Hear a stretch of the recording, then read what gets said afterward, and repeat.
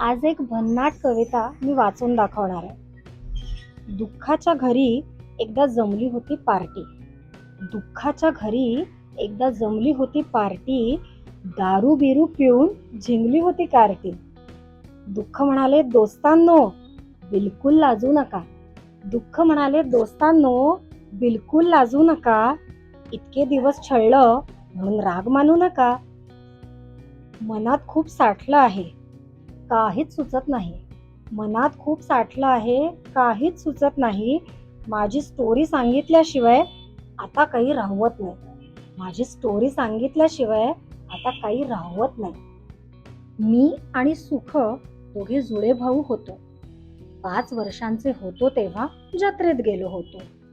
गर्दी अशी जमली नि गोंधळ असा उठला. गर्दी अशी जमली नि गोंधळ असा उठला. माणसांच्या त्या गर्दीमध्ये सुखाचा हात मात्र सुटला.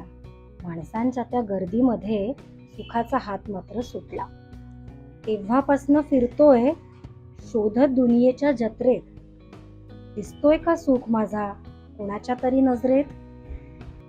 सुखाबरोबरचे लहानपणीचे क्षण त्याला स्मरले आणि सुखाच्या आठवणीने दुःख ढसाढसा रडले.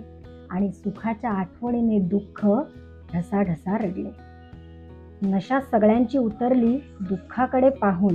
नशा सगळ्यांची उतरली दुःखाकडे पाहून.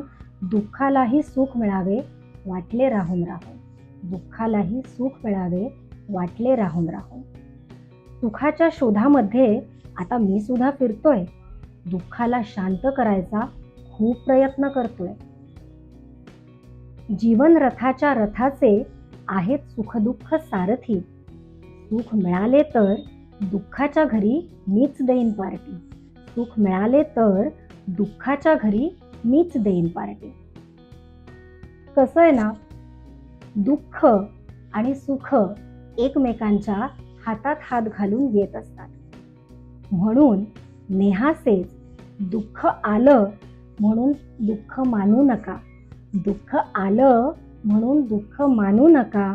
आणि सुख आलं म्हणून दुःखाला कधी विसरू नका. आणि सुख आलं म्हणून दुःखाला कधी विसरू नका.